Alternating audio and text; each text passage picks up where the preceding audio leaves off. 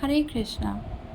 Today's recipe is really very interesting and it's very simple with very few ingredients. So let's get started.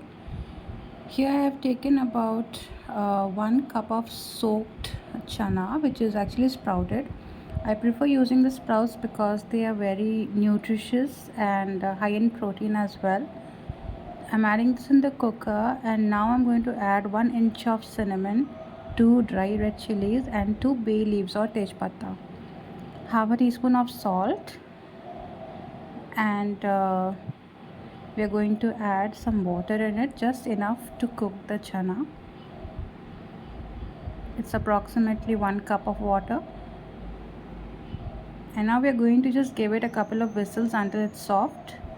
Here I have taken 1 large tomato, 2 to 3 green chilies, and here this is 1 kg of Ridge Gourd, which is also known as Turai, and in Telugu we call it birakai. So I have washed it and cut it into small pieces. You can cut it according to your desire. There's no problem in that, no restrictions. It might look a lot, but water vegetables, they always tend to shrink a lot after being cooked. Now in a pan or a karai, we're going to heat some oil. Now oil should always be pure in the sattvic form, in the natural form, which can be cold pressed, ghee, any amount of any good quantity or quality of oil which should be cold pressed, or you can just use ghee instead. We don't use refined oils a lot. I've added my chilies and tomatoes to the oil once the oil was hot, and about half a teaspoon of salt. The salt can be according to your taste.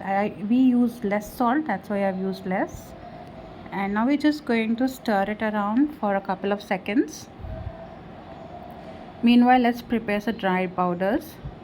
I've taken half a teaspoon of haldi, half a teaspoon of red chili, 1.5 teaspoons of dhania powder or coriander powder, half a teaspoon of chana masala, and half a teaspoon of garam masala. If you want, you can make this into a paste, or you can directly put it into the oil. It's your wish. So I'm just going to add the masala into the oil, give it a quick stir because we don't want it to burn a lot. So we're just going to stir it around for a couple of seconds.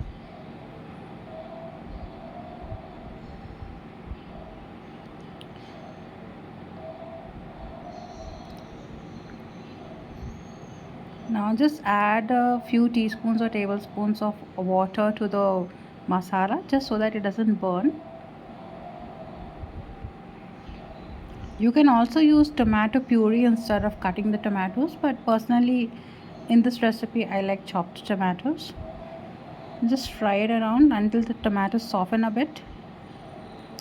Let's have a look at our chana, which is cooked. It's really soft, and it took about 8 to 10 whistles. It depends on the quality of your chana. Now we're going to add this to our gravy and just let it boil for 2 to 3 minutes. Don't discard the chana water because it's highly nutritious and it has a lot of flavor of the chana and the dry spices which we have put.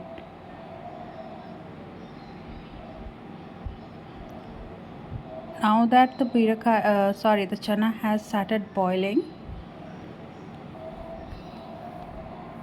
it's time to add a birakai or turai.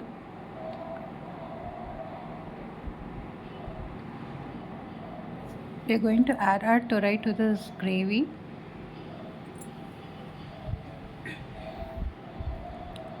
Just stir it around. Now remember that this is a water vegetable, which when you cook it, it releases a lot of water, and that's why we're not going to add any water while cooking this. We're just going to put the lid on and let it simmer for about 5 to 10 minutes. You can leave the heat on medium or high, that's not a problem because it has water in it, so it will not burn. Now you can see that the birakai or the Ridge Gourd turai, it's almost cooked. So now what's left is just we need to dry the water a little. Don't dry it too much because it won't taste that good. So it should have a little thick consistency which you can eat with rice, chapati, parathas, anything. Trust me, it might not seem that great, but it tastes really good. It's a very simple, less masala gravy curry, and it's really very delicious and nutritious, of course. So it's been about 5 minutes since we have been stirring it around, and the water is almost absorbed. So this is the consistency we're looking for. However, if you want it drier, you could definitely dry it more. It depends on your taste. Thank you for watching. If you like the recipe, please like, share, comment and subscribe. Hare Krishna.